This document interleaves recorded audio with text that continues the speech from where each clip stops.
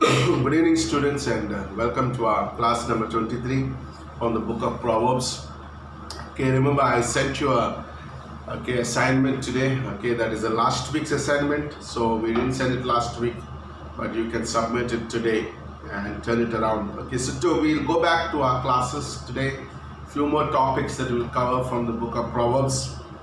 Remember, we covered different characters and themes. The book of Proverbs looks at some of the key characters. Okay, we covered in the previous classes the friend, the simple, the adulteress, the apostate, and the fool. So today we will be covering the sluggard, the contentious. Okay, so let's pray. Father, we just thank you for this beautiful morning, evening.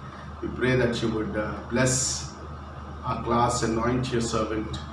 Forgive us, keep our hearts in tune with us today, Father, so that we could hear what the Holy Spirit has to speak to us today.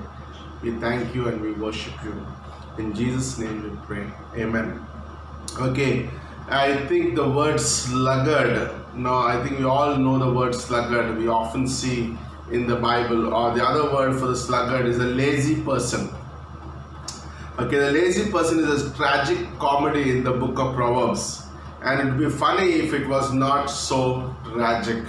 Okay, a lazy person is a tragic. That's what the Proverbs illustrates as we go through and see the sluggard is mentioned in the Proverbs. It says he turns on his bed, turns over like a door, turns on his hinges, and lets another hour or two slip by. He is not just stuck to his bed, he is hinged to it. The hinges like you put a lock up. So he's not just staying on the bed, he hinged himself to the bed.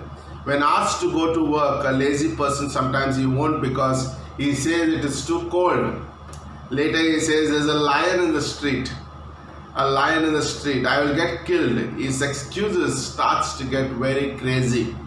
Also he starts to believe his wild excuses and nothing can persuade him. He is wiser than 7 men that can give a good reason. Proverbs 22, 13, 26, 13 and 16. I was thinking, I think we all come across the sluggards in our lives some or the other way. Sometimes we could also be one of them. But think about it. He gives a sluggard person is as an excuse for everything that you ask. Okay, they would say there's a lion in the street, I will be killed, I will not go. Like the excuses gets very crazy, and sometimes you need to understand they didn't want to do it because of many being a sluggard. He introduces in Proverbs chapter 6 as advice to look at the wise ant who's preparing his food in the summer. And Proverbs is saying in Proverbs 6, look at the ant and it's preparing the food for the summer. There are times of work and times of preparation. And the opening lesson to the sluggard is to redeem the time. What the lesson that the Proverbs teaches to the sluggard is redeem the time, don't be lazy, look at the ants, they're preparing for the summer. When there's no activity to do, it is time to prepare for things ahead. I was thinking this whole season that we've been through, last 6 months, we have been through this pandemic. We didn't have much to do as we used to do. We didn't have to travel much in trains. We didn't have to do many things. But we have time to, think about, like there are many things which are pending that we could work on, and we could do things very wonderfully and plan it so well, so the time is being redeemed. Prepare for things coming up, maybe the next day, the week, the next week, or is with the ant the next season. The ant has no guide. I like that. When you look at the Proverbs, it tells about the ant. It doesn't have a guide. It doesn't have an overseer or a ruler. It prepares. Many will do the work when there's a guide or a leader, an overseer or a ruler. But Proverbs is saying, consider the ant. Nobody is guiding her to prepare. Nobody is watching over her and nobody is ruling her. And the ant prepares. It is self-motivated. The foresight that Proverbs is telling us to learn. The sluggard weakens in that he does not stir himself up until something else stirs him. Like a sluggard is nothing stirs him up, but that's amazing. He's not self-motivated. He doesn't have a foresight, And that's what the proverb says. No, but look at the ant. He has no ruler, he has no guide, but yet prepares for the summer. So Proverbs 6:6-8 we see, go to the ant, thou sluggard, consider her ways and be wise, which have no guide, no overseer or ruler, provides her meat in the summer and gathers her food in the harvest. Okay, so this is how an ant does. So damage will come suddenly to him, for he is not prepared. If you're not prepared, there will be a sudden catastrophe in our lives. It happens to an individual when he takes it easy too long. Sometimes people are too easy. They think, oh, it's okay, everything will flow on. It happened to the Roman civilization. It's a perfect example. How many of you know Romans? We see in the Gospels. So later on we see it happened to the Roman civilization. They lost the discipline.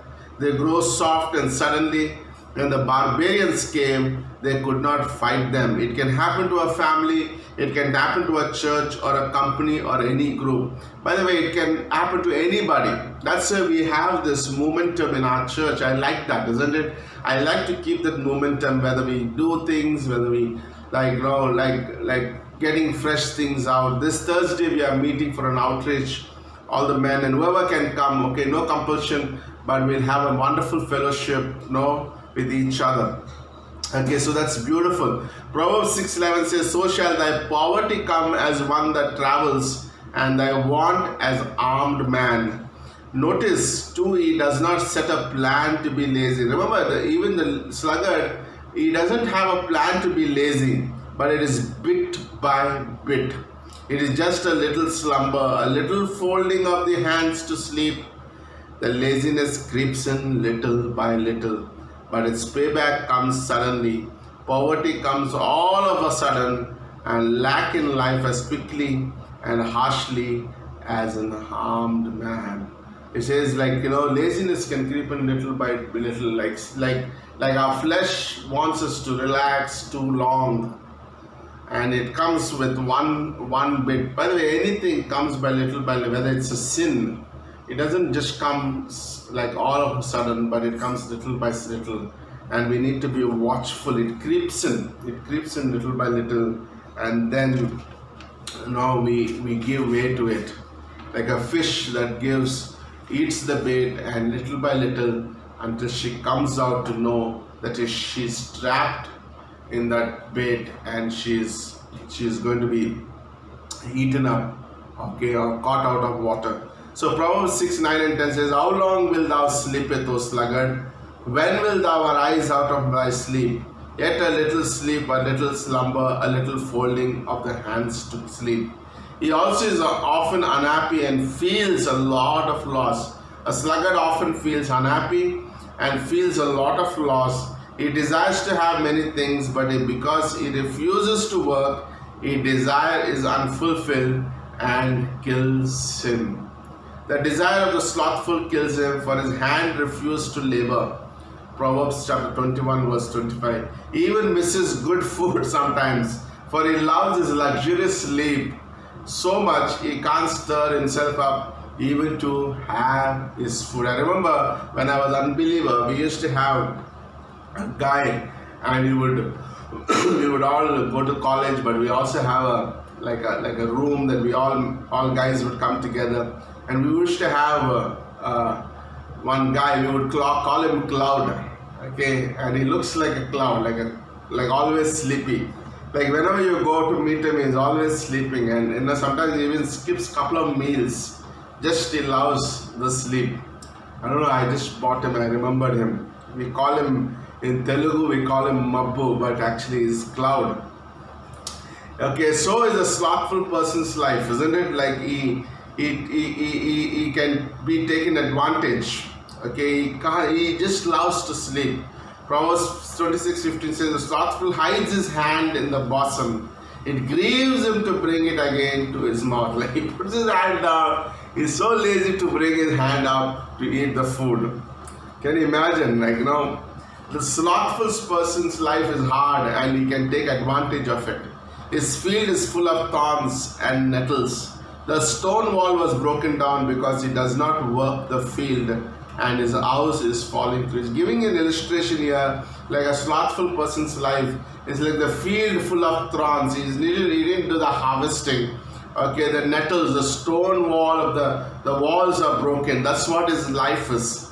His life is difficult with thorns and nettles. It is also unprotected. A sluggard's life is unprotected, with a stone wall fallen.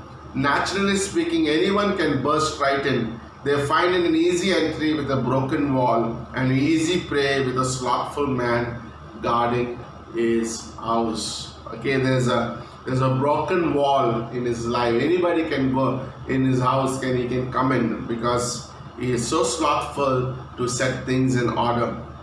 Spiritually also, without watchfulness, we are an easy prey to the enemy. Sometimes we, like even believers, could be so unwatchful that we become an enemy, we become a prey for the enemy.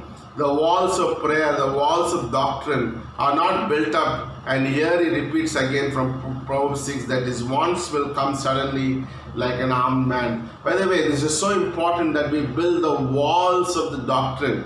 We are a privileged church in a sense. We have so much of doctrine taught here. And am I building the doctrines as walls in my heart? Because when trials come, when situations come, it's not my friends are going to help me. It's not the circumstances that will make me happen or go through the storm, but it's the doctrine, the word that is in my heart, and also the prayer that I have in my heart. And these are the things so important, to store in our hearts, doctrines. That's why we teach the word. We teach the word because Jesus nowhere promised that you will not have trials. But he said in the trials, you have weapons, the word of God, and you have prayer that you can come to him for help.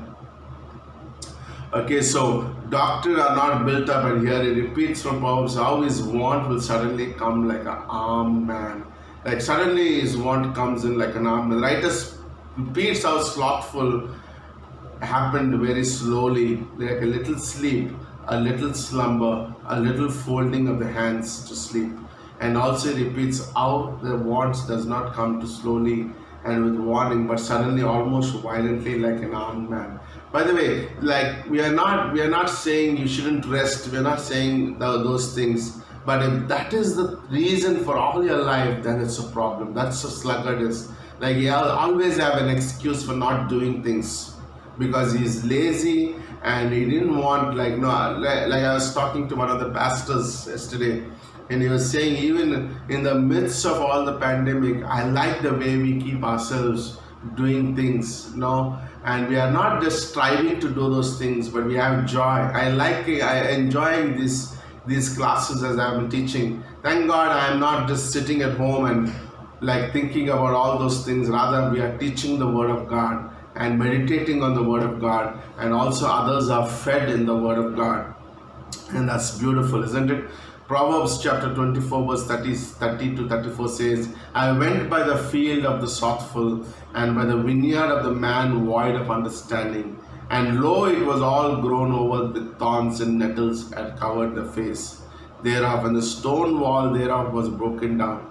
Then I saw and considered it well. I looked upon it and received instruction. At a little sleep, a little slumber, a little folding of the hands to sleep. So shall thy poverty come as one that travels, thy want as an armed man. The sluggard is a brother to a great waster or destroyer. The waster causes destruction by recklessness. The sluggard causes destruction by carelessness and negligence. Proverbs 18:9 says, he also that is slothful in his work is brother to him that is great wiser. I like Proverbs, isn't it? Like a small statement, but it gives a very big truth about a certain doctrine. He also that is slothful in his work. Like when we are working as believers, very important that if you are a Christian, you need to work double the way than a normal unbeliever does. Because we set an example. We set an example in our workplace. There should be employers saying we need more Christians in our workplace. And that's an amazing testimony. He also that is slothful in his work is a brother to him that is great waster. Oh, he's a waster. Like a one who's slothful at his work is a waster or a brother of a great waster. He destroys for he can drag people down with him. A sloth can cause others to live the same way. By the way, if you are under a slothful leader, you will become also slothful. No, you need to choose what kind of leader I want to be under. No, if you want, like you hear from some leaders always, oh, relax, and they do nothing about like no work of God. God has given us this ministry to be work hard. You look at Jesus worked hard. He woke up every morning at 4 o'clock. He was busy doing the ministry. Like he didn't just waste time, talking about being relaxed. Jesus had times of rest. Paul's ministry was a ministry fulfilling that he was doing the work of God. So it's so important. Like whom are you working under? Like he destroys, he can drag people down with him. A slothful guy, a sluggard, would draw all the people to sluggardness. As we all do relax, times of rest and recreation are necessary, but not in the time of harvest, not in the time of preparation for a coming winter.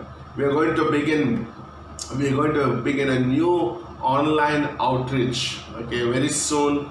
Okay, me and Pastor Chandra are working on that. I feel that's a great idea to work on. Okay, and it's amazing as he was sharing with me. So we will launch it for a week in the month of October. Okay, everybody can be participant in it. Okay, so basically there's a ministry that's working on Instagram, and they get connected with us. And if anybody interested, they will give our numbers and they will call us. We share the gospel with them and share our church contact details, and they will be added to church. Okay, it's amazing work. Okay, we'll give you more understanding about it this week. Okay, so he destroys, for he can drag people down with him. A sloth can cause others to live the same way. But we do relax, we take rest, we take recreations, but not in the time of harvest. When there's time to reach the souls, we are reaching. In the time of Christmas season, we are busy winning souls. During all these times, we are busy, and there will be times that we need to take breaks and rest. It's uneasy and troublesome for anyone who sends the sluggard to do some task for them. It is like smoke in the eyes. It is painful and grief to those who send him, to see his business neglected and undone. I like that. Isn't that true? Like, why won't you like to give a sluggard a work when he's not doing it? It's like the smoke in the eyes. Nothing is happening. Like sometimes you may have people around you and who would don't want to do it, and they just waste your time and waste your energy. And sometimes you need to move to a different person who would do work on this. Okay, so it's no barging around that sluggard, and you need to move away from it, because it is painful and grief to those who send him, to see his business neglected and undone. When people trust you, like they trust you because you could do certain thing, but when you failing is different, but you being sluggard is different. Okay, this is a very important thought. Like somebody just lazy, doesn't want to do things. So you're watchful about those things. Okay, it's uneasy and troublesome for anyone to send. Proverbs chapter 10 verse 26 says, a vinegar to a teeth and a smoke to the eyes, so the sluggard to them that send him. Okay, leadership. Okay, now the second part of the class. Okay, the leadership cannot be given to the lazy person. Okay, somebody who's lazy cannot take a position of a leadership. Contrast between the diligent and the sluggard. They use what we called in an early class antithetic parallelism. The second line is the opposite to the first line. It contrasts the diligent with the sluggard. Proverbs 12:24 says, the hand of the diligent shall bear rule, but a slothful shall be under tribute. Leadership cannot be given to the lazy, for there are too many details for him to bother thinking over, and too many details for him to put his hand to the work needed for them. So Proverbs 12:27 says, a slothful man does not roast. He doesn't roast that which he took in hunting, but the substance of a diligent man is precious. Like a substance of a diligent man is precious. A slothful and deceitful man does not take time to make the most of what he took in hunting. Like he hunted a food, but is not using it properly or not cooking it properly. Maybe he took it from someone else, or he did hunt it himself. He does not roast it to get the most out of it. But the substance of a diligent man is precious. No, it is precious, for he values what he got by his own work. It is precious, for it did not come to him easily. Like sometimes we get things easily, so we think, okay, then there's no value. In our Bible college, we put little expensive for the Bible college students. We say you pay 500 per subject. It gives the person little value. If you say everything is free, then people have no value for the word of God. They just do when they want to do Bible college. They attend or don't attend. They do classes and they don't give exams because there's a value. They don't, like, everything comes easily. That's even in our children. We tell, if you do certain thing, you're going to get this gift or a treat in the McDonald's. Okay, why? Because there's a cost, there's a value. Okay, so it's the substance of diligent man is precious. Okay, so a slothful and deceitful man does not take time to make most of what is hunted, but the substance of a diligent man is precious. It is precious, for he values he got by his own work. It is precious, for it not come to him easily, and it's precious, for it has the blessing of God on it, whether it be simple food or not. Sometimes people have no value when the things get easily on their plate. Like sometimes even this is same food, but they don't know the value of the person who spent so many hours to bring that wonderful food on the table. Proverbs 15:19 says, the way of the slothful man is an edge of thorns, but the way of the righteous is made plain. If you have to work on a job, you don't put in the little extra effort, the person for whom you did that work will come back to you. Then you will do all the work you did before and maybe more, and he will not pay you. You will also have pressure from him.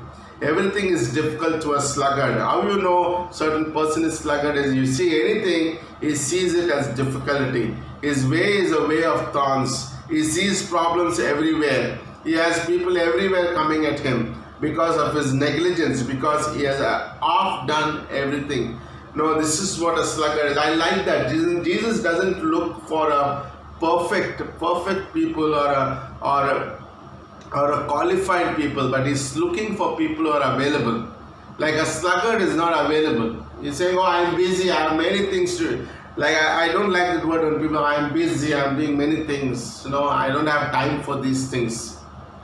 This is what the Bible says. But Jesus is not looking for busy people. He is looking for people who are available to fulfill his plan and purpose. And that's beautiful, isn't it? Like, look at people in the Bible. Jonah was available. Of course, he's reluctant, but he was available, and God used him to bring a place like Nineveh to the Lord because of a one who was available. Moses was available. God used him to bring 2 million people out of it. Okay, so everything is difficult to a sluggard. His way is way of thorns. He sees problems everywhere. He has people everywhere coming at him because of his negligence, because he has half done everything. But the way of the righteous is plain, for he does his work and there is nobody chasing him later, nor his own conscience bothering him. For he will do things right, even when there is no guide, overseer, or a ruler. The one who is not sluggard, he does things perfectly, righteously, even when somebody is watching or not watching him. But a slothful man has some unrighteousness mixed with his laziness, for he cheats a little here and there to get away with things, and has to lie a little here and there too. That is why the words slothful and deceitful have here the same meaning. Okay, quickly we'll see the second part of part of the class. Okay, we completed the sluggardness. Okay, and today the next topic will go is the contentions. Okay, contentious. So Paul tells to Timothy that the servant of God must not strive. Okay, you know what striving is? Okay, we don't try to do things, okay, striving, but be gentle to all men.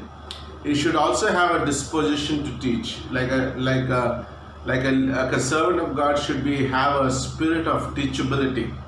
Okay, be patient and meekly instruct those, because they're actually opposing themselves. People who are striving against the truth are harming themselves. People who are striving to do the work of God are harming themselves. When Jesus met Saul on the road of Damascus, he said, it is hard for you to kick against the gods. He's saying that you can't just do it, by your own strength. To go against the right way and the right spirit is to oppose ourselves. It is to go against our own design as a person. This is very important principle here. Like when certain things are right, when the church belongs to God, the ministry belongs to God, and He knows what He is doing, and He knows the right way what He is doing, and it's funny or even immature, even foolish to go against what God is doing. And this is very important, whether it's in a ministry, whether it's the work of God or a mission field, and we should be very careful that we don't want to go against the work of God and the worker of God. So strife, a person who strives as he tries to oppose himself, so it goes against our own design as a person. Strife, we see also from the Proverbs, it is sourced in a few places. Being an angry person, not letting something go early. Okay, so strife also leads to anger.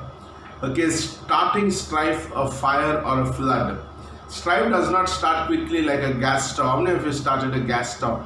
It doesn't stop quickly, it starts slowly. So is a strife, like a fight starts with very quietly, but it is lit up with a wood fire. It takes a little blowing on a little spark or little flame that there is beginning, and that by continually adding wood to that fire, it's turning, it stays a burning argument. So it burns and it burns. It all starts with a little fire.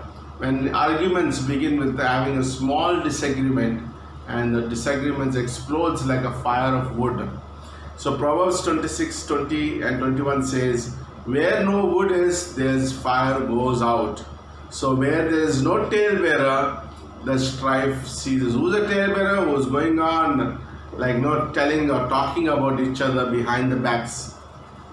As coals are to the burning coals and a wood to fire, so is a contentious man to kindle strife. Proverbs 15:18 says, a wrathful man stirs up fire, but he that is slow to anger appeases strife. Okay, besides a fire as a picture of strife, it is also like water that is leaking in a dam. A little hole at first, but it is not stopped. It will break out into a flood like a small leak in the roof, but if not stopped, the whole roof will fall through. No, it's like little things destroy the vineyards. In the same way, little spark or little hole, and that can create floods and issues of life. The beginning of the strife, it says, as one lets out water, therefore leaves off contention before it be meddled with. Okay, we must keep our temper, for sometimes it is our pride. Whenever we get angry, remember, it is our pride that gets angry. When we think someone has offended us or disrespected us, we sometimes just thinking too highly about ourselves. Some people get offended because somebody said something to them. The problem they get offended is because they think very highly about themselves. And we could just see something or hear something and just relax and let God deal things, isn't it? We must keep our temper. Sometimes it is our pride. That's a good statement. Okay, our tempers are our own pride. We sometimes just start thinking too highly of ourselves. What is pride is? When you think of yourself or myself very highly, then it's called a pride. Love is not easily provoked. If you love somebody, then you don't get provoked. You don't get angry. You don't get condemned. Because love is not easily provoked or irritated.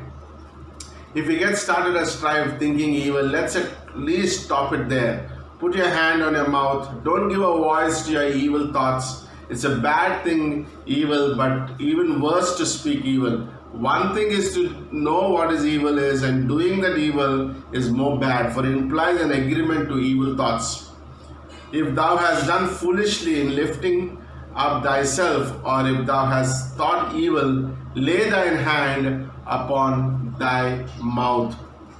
Proverbs 30:33 says, surely the churning of milk bringeth forth butter, and the wringing of the nose bringeth forth blood. So the forcing of the wrath bringeth forth strife.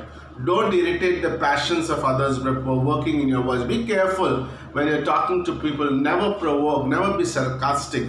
That's not the spirit. No, because when you provoke, it is like a heated by degrees. Like a milk is churning. That's what the proverb is saying. Like the milk is boiling, churning into butter. It creates, when you say things, immediately you don't see the effect, but it creates a churning, or it creates a boiling in somebody's heart, and one day the strife will give birth. Proverbs 17:19 says, he loveth transgression that loveth strife. The one who likes sin, he also likes to fight. He that exalts his gate seeks destruction. He pretends to love justice, to love what is right, what is true, but he loves to strife and love transgression. A man who loves to take people to court, or to take them to their seniors, or in church, loves controversies, and in relationship loves to fall out, that man loves. Okay, somebody who is constantly complaining, okay, she takes issues to courts or to leadership, is somebody who couldn't forgive somebody, who doesn't see each other in love. Okay, he loves transgressions, Proverbs says. He loves what is wrong, though in the fighting he pretends to love what is right, that is fighting for justice, for principles. Proverbs add that this contentious trait has to dealt with by men as well as women. It is better to dwell in the wilderness than with a contentious and an angry woman. That's what the proverb says. It's better to dwell in the wilderness than a woman who is continuously in strife or angry. And it says a continual dripping in a very rainy day, and a contentious woman are like, what is a dripping? Did you ever seen a rain? And after the rain goes, also the dripping comes, tuck, tuck, tuck, tuck, tuck. And he's saying that's how a woman who is constantly on strifing, okay, or angry or contentious, ceasing from strife. Okay, every fool will be meddling. Okay, it is an honor for a man to cease from strife, but very fool will be meddling. Like, it's very good that we don't have to meddle in every fight. Like, as believer, you need to know, you need to choose your battles. Okay, this is very important. Sometimes Christians try to fight every battle. They think they have the swords and they are ready to fight every battle. No, they are here, they are there, they want the whole, they want to control everything in this world. They want to control the church, they want to control every area of their lives. But a wise man chooses what to fight and what not to fight. In a sense, he chooses his battles very wisely. Certain times, like you see David, when Shimei was like shouting at him, yelling at him, David chose not to fight with him because he's wise. He knows why to fight with a fool. Some men cease from strife.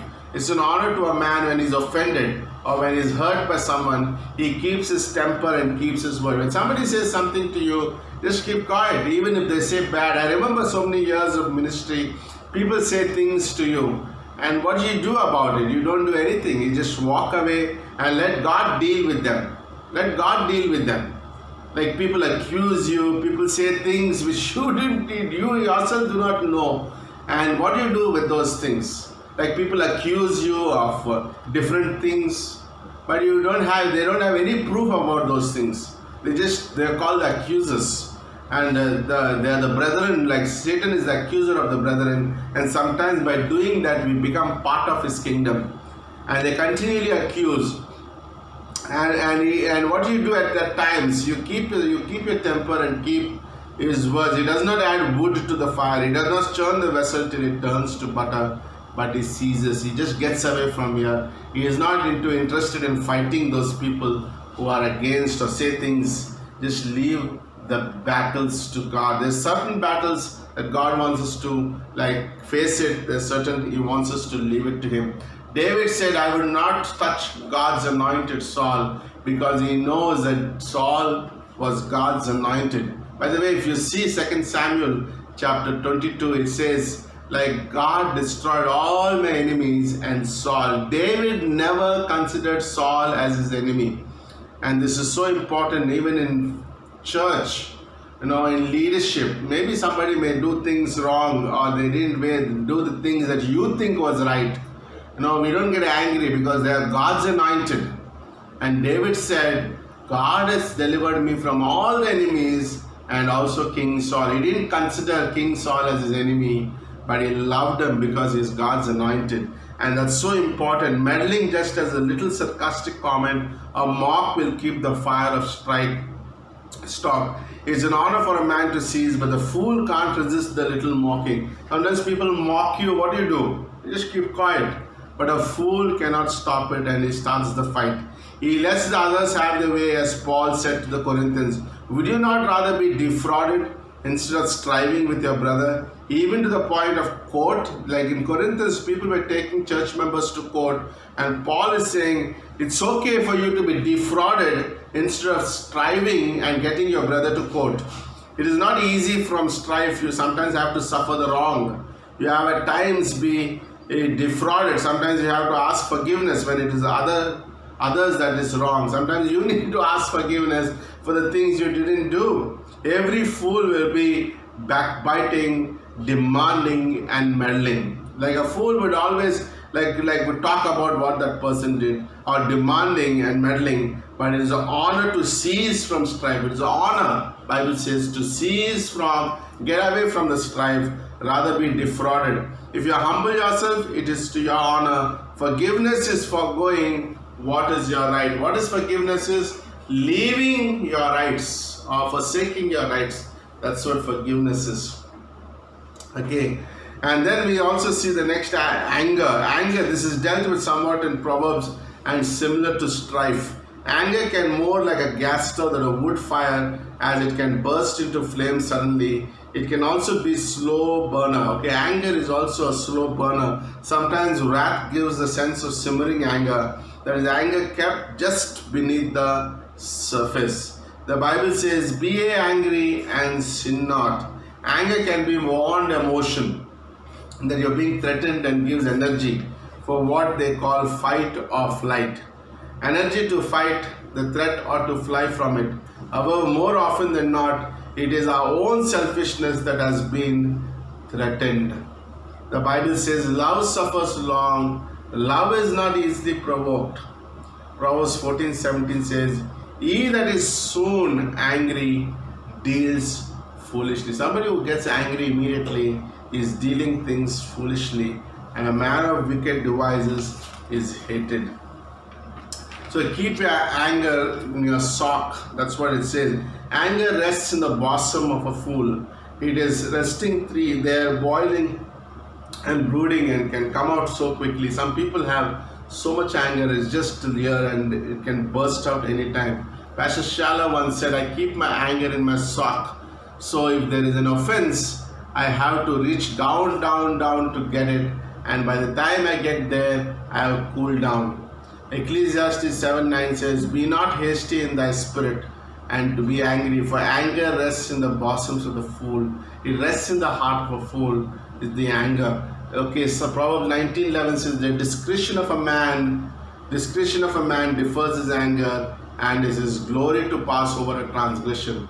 Prisons are full of crimes of passion. By the way, if you go to prisons, have you ever been in a prison? Okay, there are people who are with anger. They committed those things that they did is because of the outburst of anger, burst of emotion, a reaction with gun or a knife. They were angry and they killed a man or they shooted somebody. And most of the time, when after that has happened, they didn't know what they even did. They were so much caught up in the emotion or a burst of emotion in their minds. Anger can be like a recoil of a high-powered rifle hitting back at the one using it.